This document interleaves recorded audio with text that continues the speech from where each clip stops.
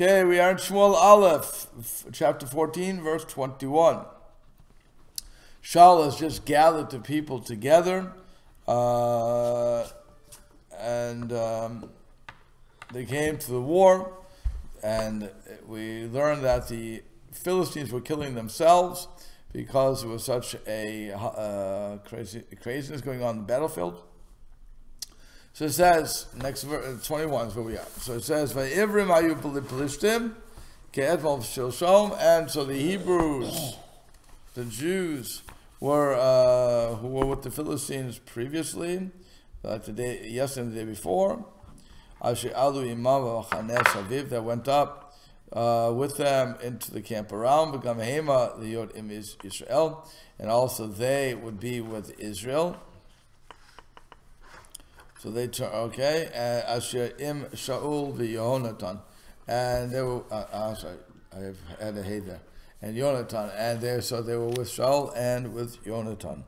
So Malvim says, "Hey Ivrim, what's this going on? She Israel garu b'tzad ma'arav shal ma'arav Eretz Yisrael." So we're talking about the Jews that lived on the western side of Israel, ba'arei Plishtim, in the cities of the Plishtim. So they were the Plishtim. So they were the Plishtim for like the day before, like yesterday and the day before. Namely, they were Nichna'im Tachtam. They were subservient under them. And also those that went with them to the camp around, which means Amdu V'Seviva Machaneh, they stood around the camp. Lahaspik Tzeda L'Shalchehem. What were they doing? They were providing the Philistines with food and their needs.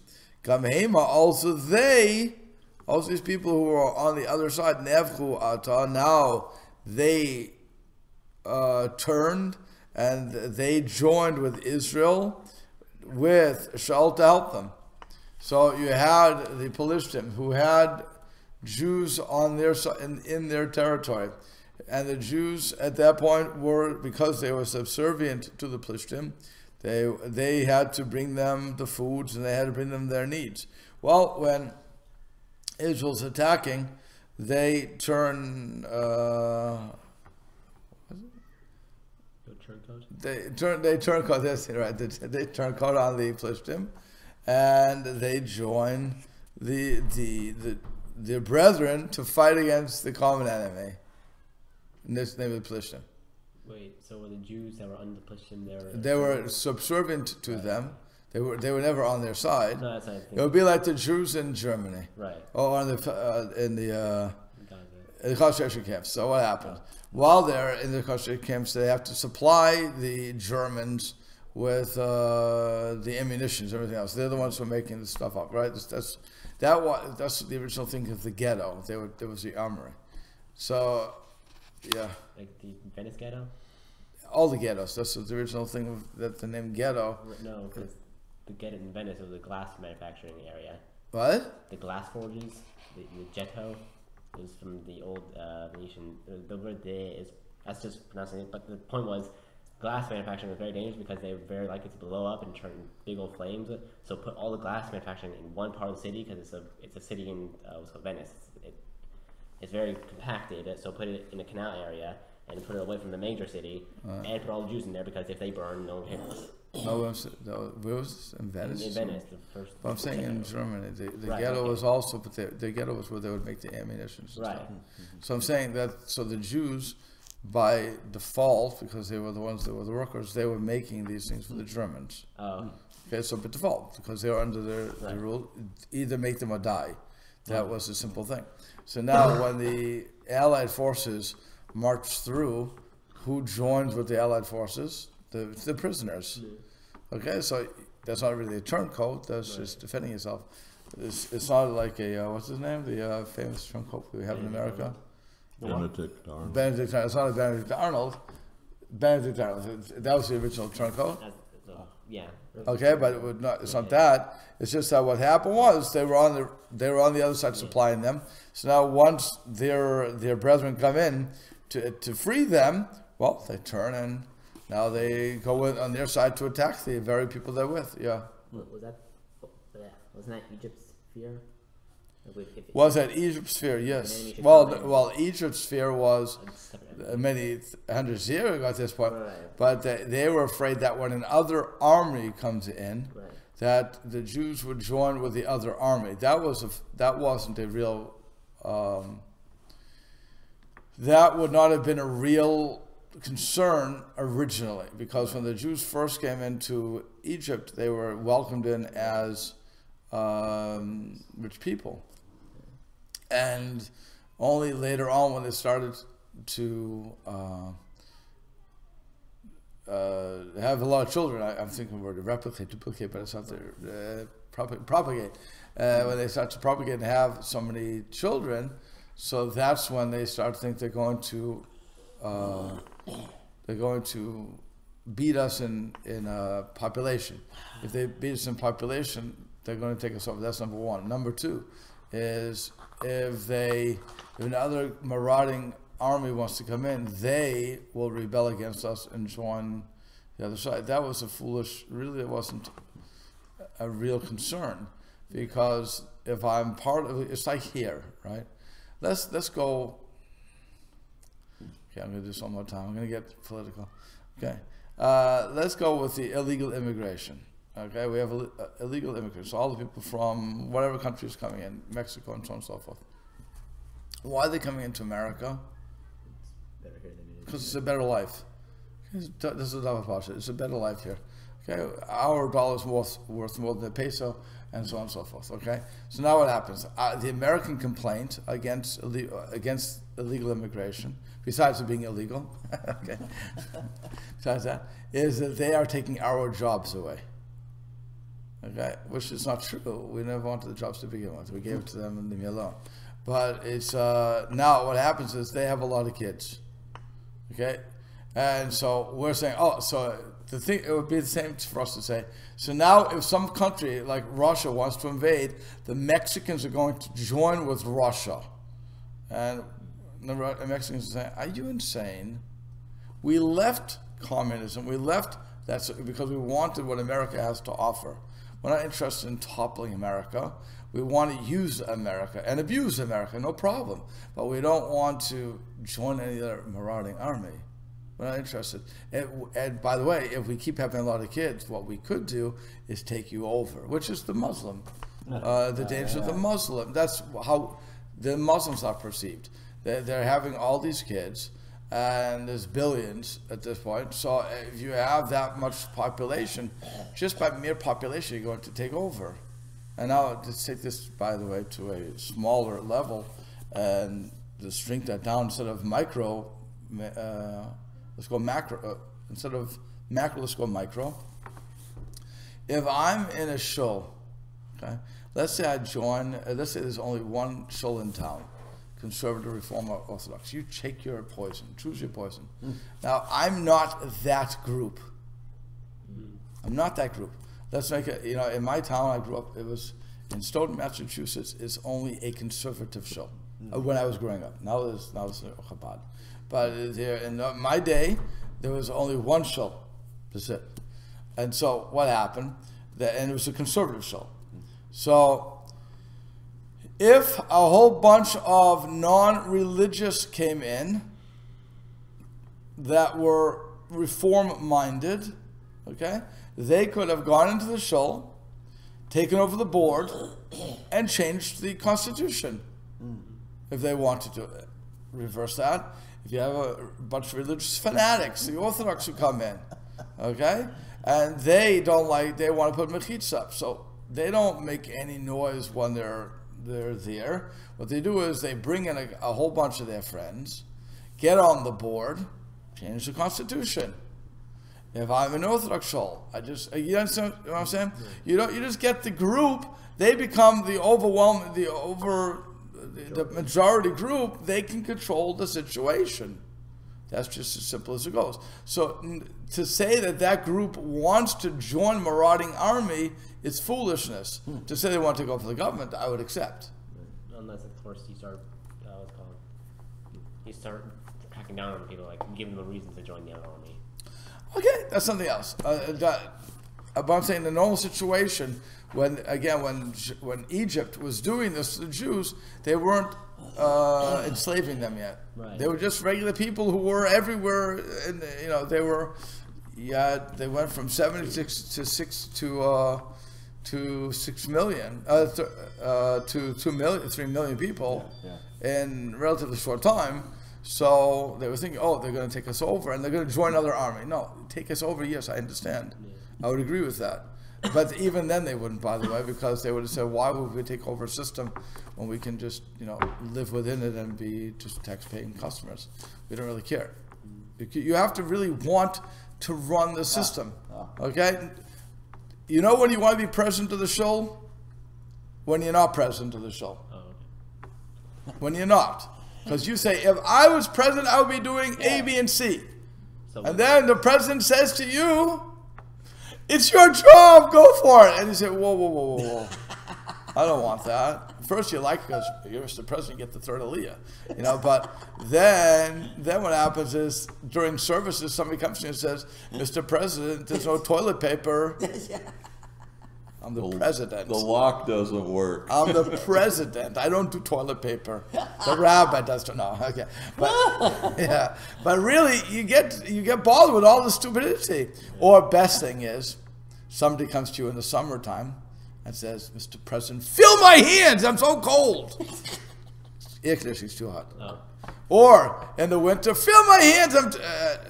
Either way. Either way it's cold. Either way it's cold, it's hot, it's this, it's that. You can't win. So the poor president has to go to a psychiatrist and say, what did I do? So nobody wants to be the president until, everybody wants to be the president until they're the president. Yeah. Then they say, oh, what did I do to myself? So same thing here. My kavod is killing me. Right. My covenant is killing me. So same thing here. Yeah. So wouldn't the amendment to that be no one wants to be president unless they're dissatisfied with the current president? Because it could be the situation where I don't want to be president, but I'm also not president. No, the point is that everybody thinks they can do a better job. Right. Yeah. Right, until they get in that position. What did I get myself? That's all. That's all I'm bringing up. Okay. So that's why I think that most people, while we like to complain about the government, okay, we're not willing to change. We're not willing to join the government. Who wants to really? Nobody wants to do the work. Who wants to? There's work. Everybody knows that the president's job, the vice president of the government's job, is a thankless job. Yeah. It really is a thankless job. It's a thankless job to be a judge. It's thankless. Yeah. It is not. You're always going to be wrong. No matter what, you're wrong. So it doesn't matter. So that's what I'm saying. When people think that they're going to take over, it really is just, it's foolishness. In the end, it's foolishness. It's like Hamas. Hamas never wanted to take over. They wanted to just be the troublemakers. All these Hamas, the terrorist organization, they never wanted to really, because now they have to worry about the garbage. And now they're being blamed, finally, Baruch Hashem. Now they're finally being blamed for the Palestinian problems. Even the press is getting on their back. Baruch Hashem, finally. They'll turn it around. That's not a problem, because they have a better sales pitch than everybody else. But nonetheless, everybody, at least for this one moment in history, people are recognizing they're the ones that are holding down their own people. And they're more invested in killing Jews than they are in helping their own, which is stupid. But they never wanted that role. They always wanted to be the underdog, or perceived underdog. Okay? That's the point. So when people think that somebody wants to come in and to run or to join the other side, I know they just want to. When somebody's living in a country, again, using our illegals, they're not really interested in toppling our government. They're interested in what they can get from our government. There's no question about that. They're not interested in toppling it. They just want to keep voting in the people that are going to give them money. That's all. I don't blame them. I understand it. They should have a vote because they're illegals. Okay, that's a separate subject. But nonetheless, that's what it is. So that's why these Jews who were living with the Philistines, But really, Philistines and Palestine is the same thing. Yeah. In reality, that's where they got the name. Yeah. Okay, Palestinian came from Philistine. So that was what? Rome named the area. Right. You know why, right? That was a final insult to the Jews. That was a final insult. That's why they called Philistia. They said, "Oh, we'll name it after your biggest enemies." But nonetheless, that's why the Jews who were on that side, when they saw that their brethren were coming in, so that's when they joined. So they turned around. They were never loyal. They were never loyal. Okay. They were just doing what they had to do. Right. Right. And they would have been loyal if the Philistines wouldn't have bothered them, by the way. If the Philistines would have just got taxes, so then they wouldn't have fought. There would never been a fight. It's because the Philistines went too far. That's the whole problem. In other words, nobody's going to fight for again, who wants to run the government? They wanted to be in their farms, farming. They just want to be left alone. When you torture me and you force things upon me, that's when I start to rebel. Okay. So V'chol Yisrael, so now it says V'chol Yisrael HaMitchabeim B'Har Ephraim Sham. So now all the Jews who are hiding in Har Ephraim, the ones who had hidden in Har Ephraim, Mount Ephraim, they heard Ki Nasu Pelishtim, that the Pelishtim had run or had fled. So they also pursued closely after them. They were it's interesting. V'yadbeku also means debek is glue. It's what? Glue, Glue, glue, to attach you on himself. Okay, devek, it would be the devek. Would we say how you say glue? Davak is to attached. And so that's why. And so it's pursued closely. That's how they're defining that word. So Mesilas Sion says, right. That's what Mesilas Sion says, that they pursued him closely. That's what it means. That's exactly what it means. So they pursued after them, but Milchama in war. Okay, very nice. So the Malbim says all the Jews. Right. So it's just saying that all the Jews that came, and everybody's joining in to pursue after the Pelishtim. Okay. V'yosha Hashem b'yomahu, so Hashem saved them on that day at Yisrael, all of Israel. Hashem saved Israel that day. V'al-milchama avra et Beit Aven, and the war passed Beit Aven. That's the name of the place, Beit Aven. So it says, Malbim explains why it said V'yosha Hashem, God saved them on that day. The main salvation was through God's divine direction.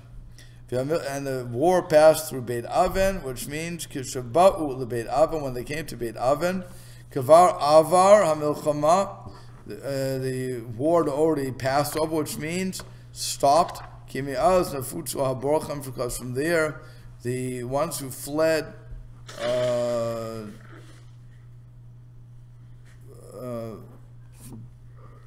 scattered, that's the word. They were running and they were not fighting. So until Beit Aven, apparently they were putting up a little bit of a defense. Then after that, they were just, we're out here. So it was a controlled retreat until then. Sorry? It was retreat until then, but by Beit Aven it was a rout. A rout? That means total. Yeah, okay. when they're no longer fighting, they're just getting away. Right. Okay. Good. A retreat, you can cover yourself. Like a covering retreat is like you fire, walk, get back, fire, get back. You're retreating, but you're keeping them. How do you spell rout? R-O-U-A-T. R-O-U-T-E. Oh, so root. Like root. Yeah, root something. Root someone. Okay. It's pronounced route. It's one of those English. I think it's root. Root too. Yeah. Right, but it's pronounced route. I don't know why. Some people pronounce it. Why is it spelled route? It's root. Bill. You have any guesses? I'm trying to.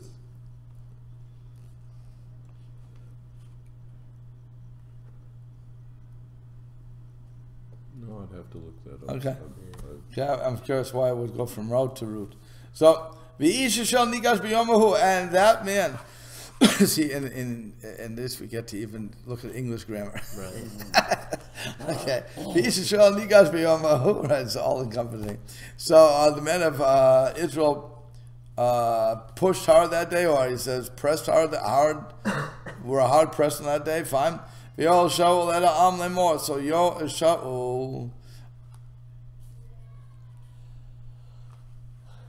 Made the Jews swear, or he calls them to adjure them, saying, "Aror ha'ish asher yochal lechem the erev. Cursed be the man that will eat bread before nighttime. But he come to me, if I will avenge my enemies. V'lo ta'am kol ha'am lachem." So nobody ate bread that day. Okay, and Why? what? Why?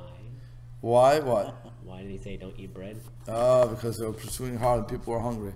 Oh. So he said, let's not stop, let's keep going. That's a simple understanding. Okay. So Malbim says... Could they eat anything else besides bread? No. Okay. No. And so he wants to say that Shaul Ra'ah.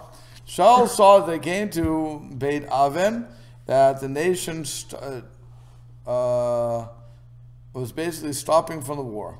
They were mafsik. Enough is enough. Okay. And they didn't want to pursue after their enemies anymore. And this comes from the reason that they were tired, basically. They were just tired. So they didn't want to go anymore. So he says, Lo lachmu benefesh chavetza, chavsel ka'am, karav nafsha. That the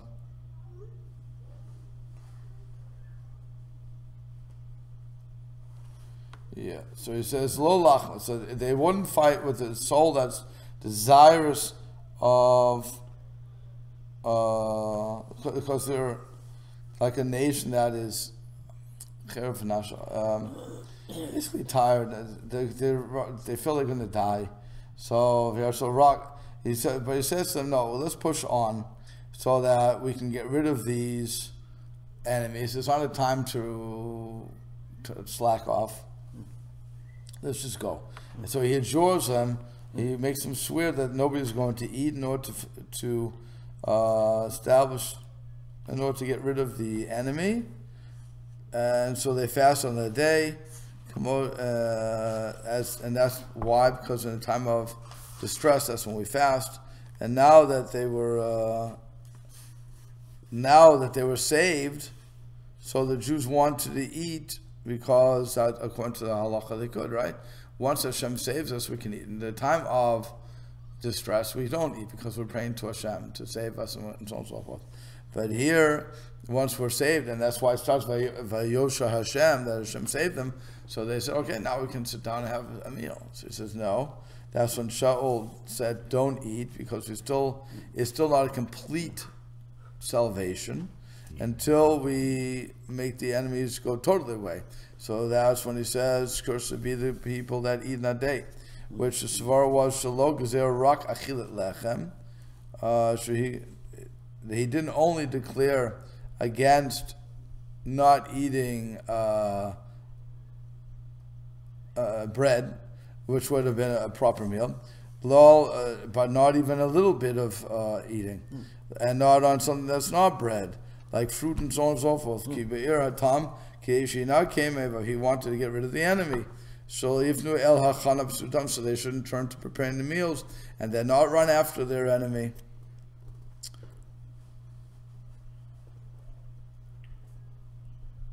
Oh, you know what? He's disagreeing. Okay, that's interesting. You asked a question that he's addressing. He says, apparently they could eat the fruit. Oh, that's interesting. He says, let's do this again. I thought you said no originally. Okay, let's do it. He says, yes, savar. There is a savar. There is a thought.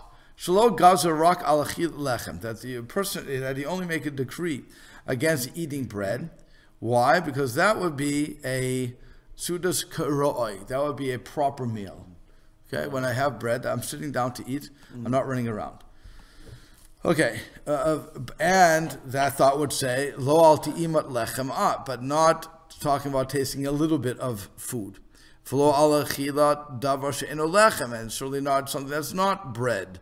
Kamo perot, for instance, fruit, and similar to that. Ki be'er ta'am, and he explained that the reason would be kadesh not came me'oivav, that he said that in order that we can get revenge against the enemies, which means shelo yiflu el hachanat sudatam shelo yifnu, that they should not turn to the preparation of the meal, and that they should not pursue, and if they're preparing the meals, they won't pursue after their enemy. And that only applies to a fixed meal, that they're going to take their time and prepare and then eat. But that would not apply to the tasting or the eating of types of fruit, which is just simply grabbing something from the tree. Okay, nobody's going to stop the war because they want to have a bite of an apple. So that's number one. That would be the first thing. And he says, V'yesh Savara. And then there's another thought that says, Shayat Gzerto, Gzer Ta'ainet, Shayitanu Kol Hayom, Kadesh Zechut, Anavim, Inuyim, V'Tshvatam, Toel, V'Yish'al, Yishaneklim, V'Ayvim. And then there's another thought that said, no. What he declared was a full day fast. And what was why? Because in the merit of their fasting and of their teshuvah, that will help them to get revenge against their enemies. V'Yisrael hichmiru al atzmam b'shnei inyanim. So the Jews were machmir upon themselves, were stringent upon themselves in these two issues. And that's why it says they did not taste anything. Av ti'ima ba'alma, even a little bit of a taste. So you asked Shmuel, was it only bread? So according to one opinion, yes, it was only bread. It was only, bread constituting a real meal. Right. Okay, so I shouldn't go into wash and say I'm motion and so on and so forth, because that's going to take time to prepare. But according to that opinion, you would be able to grab an apple off a tree or whatever the fruits were in that area, and you could have that, because that's not going to stop you from fighting. You can still run with your sword while eating the apple, I guess. Okay, and you run. Not a best thing to do in the world, but again, we all understand you could do that. That will become important in a few minutes, by the way. But that distinction. The other one says, no, he declared a full fast, so that would be, so in the merit of our fasting, then Hashem would get rid of the enemy totally. By the way, why would you fast before going into a battle? So that you wouldn't die? So the chances Is it normal to fast before going into battle? No. You should go on a full stomach, right? Right. Well, not a full stomach, but you should go not hungry. Well fed. Well fed. Why? Because then you have strength. Yeah. Why would the Jews go without that? To prove what? God. Yes, prove it's God's victory. Right. Right, 100%. If I'm going in hungry, I'm relying totally upon God, and I'm doing that tshuva, and I'm doing everything else, fine. So now I say it's all from Hashem. I'm just a keli, I'm just a vessel that He's using because we don't want God. The biggest thing God doesn't want to do is show open miracles. It's just not a good situation. He did an open miracle with the Aseret Debrot, the Ten Commandments. And what happened very shortly after, we have the Egel Azav, the golden calf. So all the open miracles in the world don't help. God talking to us doesn't help. We still fall in because we were at such a high level. If you want to follow Aryeh Kaplan, we were, Zichron Levracha, so he was at such a high level, we dropped. Okay, we couldn't take the precipitous drop without messing up. Here, where we say that we're fasting, and we know that it's miraculous, but the people don't. And all they do is they say, okay, so your God was stronger than our God today. But we actually know what the real truth is. So that's why we fast. They have faith in the fast that'll prove even more so that God's in charge and leading us to victory. But right, that would be the second opinion. Right, the route in general is already a miraculous event because Yohanan came and So yeah. Oh, the entire battle, you mean? The beginning of the Commencement. battle, right? The commencement of the battle was a miracle. Yes, well, that's true. Jonathan was already there, right? So Jonathan was also a miracle, but that he recognized right away because only two. Right. But here, if I have a whole bunch of people Yeah. attacking, even if I'm chasing away the enemy, you're going to. Yeah, Let's put it this way: in 1967, you have the 6-Day War, right? In 1967, everybody basically said it was a miracle. In 1968, people stopped saying it was a miracle. They were saying it's because of our intelligence. In 1969, they said it was not our intelligence, but we looked to the Bible to see how it was done. In 1986, nobody had heard of the 67 War. Okay? Or I should say 76. Nobody's even talking about the 67 War. Yeah. Because it's just it was just the great Jewish army. It was just how it changed. And when I was certainly in college, Jewish they or took Israeli? Israeli. Okay. It's Israeli, okay. you're right. The great Israeli army. So, but for the world, Israeli and Jewish is the same thing. It's, they don't see anything different. I mean, we Jews will say Israeli and Jew, but the rest of the world doesn't say that. The rest of the world says Jew. They don't really, or it's synonymous for them. And it really is the most amazing thing. We make all distinctions. We make distinction the state of Israel compared to Eretz Israel, the land of Israel. The non-Jew does not see that distinction. Let's understand. It's only we who make these distinctions. And that's why when you make it the prayer, if you say, because I said it before, okay, we're not going to stay, we're going to say a prayer for the land of Israel. I was told, no, it's not the land. You're saying it for the state. Yeah, Medina. I was like, what's the difference? What's the difference?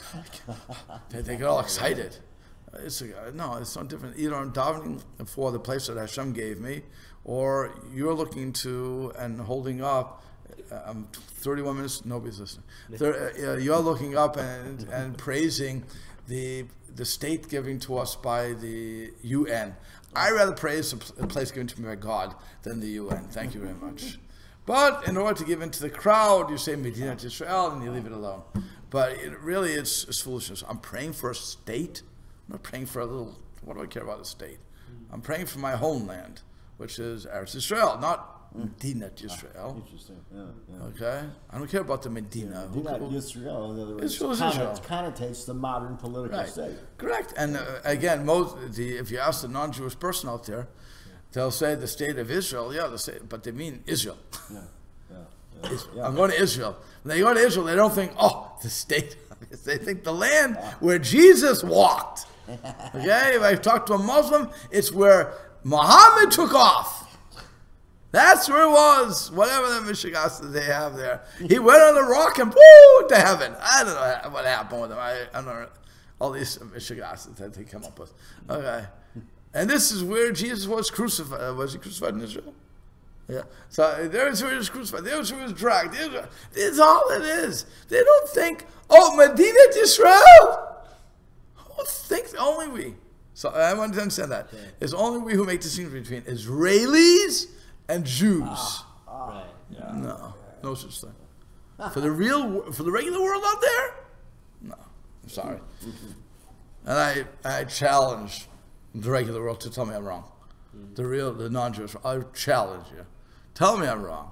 Because whenever they talk about it, they always talk about the Jewish state. Right?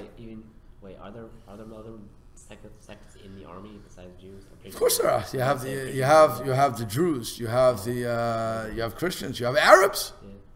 You have Arabs in the army. Israeli Arabs. Bedouins. Yeah. You have a whole bunch. You have a whole bunch of people. There's not just Jews. Yeah. You have 8 million non-Jews and 8 million Christians, I think, in the country. Okay. Yeah. It's only, the country is not that big. Right. It's a small country. I mean, I guess the size of, what's it called?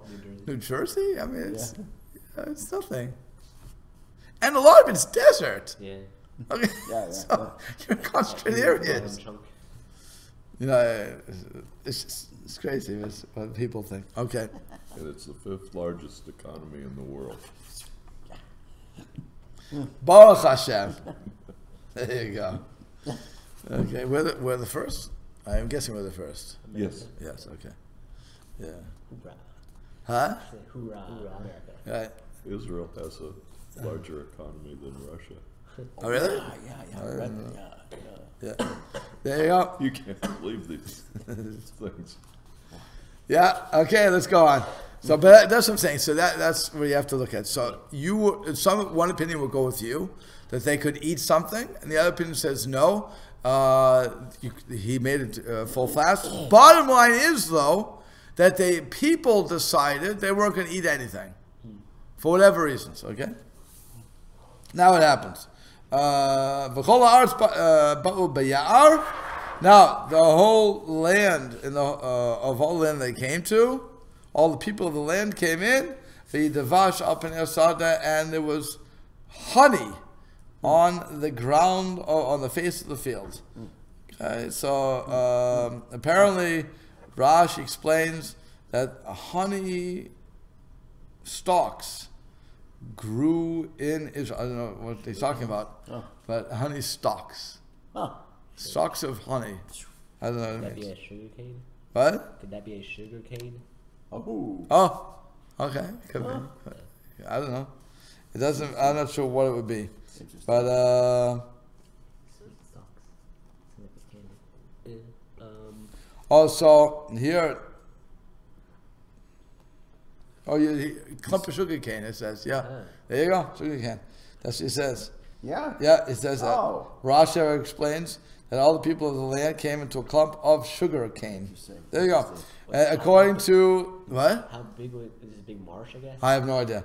According to Radak, a colony of bees had made a nest among the trees of the forest, and honey flowed from the honeycombs to the ground. Huh.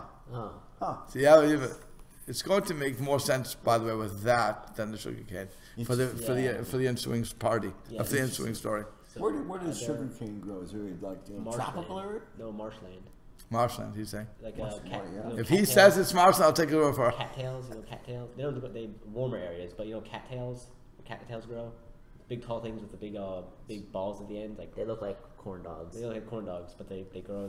There's Interesting. some at Potato Creek. I can't You remember. hear, Okay. you always hear about cane sugar coming like from Hawaii or something like that. Yeah, in it's Jamaica. warmer areas, but Yeah. In but what? in the same warmer Hawaii, areas, but the Jamaica, same sort of climate. It's Malaysia. a wet, very by the water usually. There you go. So what happens? Vayavo ha'am el haya'ar.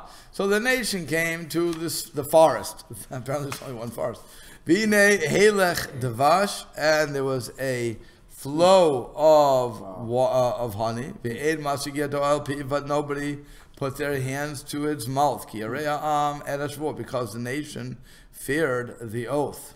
So they didn't eat. What happened? So V'yonaton lo shama, but Yonatan did not hear how his father adjured the people. Vayishlach ekitsei hamate asher biyado, and he sent forth the end of his staff that was in his hand. Vayitbol ota biyarat hadavash, and he dipped it into the honeycomb. V'yashev yado el piv, he brought it back to his mouth. V'tarona enav, and his eyes shone, brightened up. He was hungry, so he had something to eat. Ooh, okay. Now I really need to look into beehives. what? I really need to look into how beehives are made because I don't think you can stick into a beehive and get the honey out of it. Is that? No, the honeycomb. Honeycomb. Oh, did he break it open? He put it into. Yeah. You're asking Shabbos. Okay. I don't know. The answer is I don't know. If it says he did it, it must be a way for him to do it. Okay, Right, because the writers. Let's put it this way: the one who's Shmuel who's writing this, he knows that they knew how to get things from a honeycomb. Right. So it's not like it's. You don't have to ask that on that sort of thing. I wouldn't have to wonder did he break it. I doubt he broke it because that would break. That would it's another beast to him. He's sticking because he doesn't want to get hurt. So he puts the stick in, takes some honey out. There boom. was so much coming out, he was Right. able to do it without breaking anything. Oh, Yeah. that's right. Yeah, it was dripping. Remember slowing, right? So that is what's going on. So, by the way, that's why I said it's going to come back to say, what was the real decree? Was the decree on everything, or was it on just a sit-down meal? From what we're seeing, by the way, it was on everything. Right. Or people took it. Right? Or people took it. Or, right. So, well, again, you'll see from the story that what happened, it seems it was on everything. So it's really hard on the opinion that says it was just on the meal, just on bread, but everybody was machmer. Because if I'm machmer, so what? When somebody breaks that chumrah, when somebody breaks that stringency, it shouldn't affect them. Right? Or you're not trying to get punished? Well, Johnson's supposed to be killed. Because then they're going to save him, but he's threatened to kill. So it says, Malbim says, all the land around, so there was honeycomb, hagam, davash, enu bichlal lechem, and also davash, honey, is not in the category of lechem. So the whole place went and they saw the honey flowing, which means shagam davash helech. Shum ikuv, and even though the honey was flowing and there was nothing to restrict them from taking it and eating it, but with all this, nobody put his hand to his mouth with the honey, because the people were afraid of the shvuah and they were stringent upon themselves because of this question: was it only on bread or was it on everything? Yonatan, so. He had three things that would allow him to eat that sort. One, that he didn't hear what his father said. Where was he? He was attacking the Philistines. Okay, fine. So he didn't hear what his dad said. So he was shogeg. He made a mistake. Next is he sent the end of his staff. So clearly he only wanted a little taste. Shazeh safek im and that would be a question. Im gazar al zeh, whether the gazer was made on just a taste. You can't eat, but how about tasting? Tasting is not eating. Okay? Stop. Think about it. Yeah. When I taste the soup to see if it's good, I'm not eating the soup. I'm tasting it. I may spit the stuff out, I may swallow, whatever the case is going to be, but certainly considered eating. But They do not have to make a blessing over tasting? Sorry? So you don't have to make a blessing over tasting? I didn't say that. Okay. I'm assuming. You have to, don't assume. You have to make a bracha on the taste. Yeah. If you intend to swallow it, in other words, if you should, well, if you're going to make a bracha, you certainly have to swallow it. Yeah. So if you go, so that would be so if I'm going to, I'm questioning that, Mr. Arnstein, because taste matters. So taste is a benefit. I'm not sure. So I'm going to back off from that one. Yeah, we talked about this. Right. So certainly if I swallow, I have to make a bracha. Yeah. But the question is, if I don't swallow it, since I'm getting benefit from the taste, do I have to make a bracha on that? I'm not 100% sure. I would want to say no. I would want to say no to that, but I'm not sure. So I'm going to back off. I'm going to be machmir here and say we have to look it up. Not during this class, but we'll have to look it up. So, Tzarchin, don't taste. If you're going to taste, swallow. Okay. And then you make a bracha. Right. That's clear. But if you're not, if you're going to spit it out, then we have to look into that. Okay? So it says, Vatarona, right? Vatarona. So, Vatarona, right. And his eyes shone, ki chashko enav machma bulmus, Ravon, because his eyes were getting darkened because he was so hungry. And through his little tasting, his eyes shone again.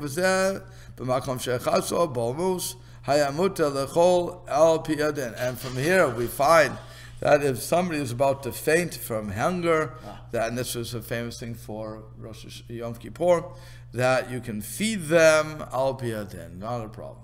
If somebody's going to faint, they're getting dark. You see their face getting dark. They're getting lightheaded. So that's not. Nobody wants that on Yom Kippur. So you give them something to eat, just to keep them up, as it were. Okay. So he says, oh, okay, we'll stop here at 28, and we're going to find out what happens. Okay. Okay. He ate and he's in trouble now. Oh no. Yeah. Daddy's going to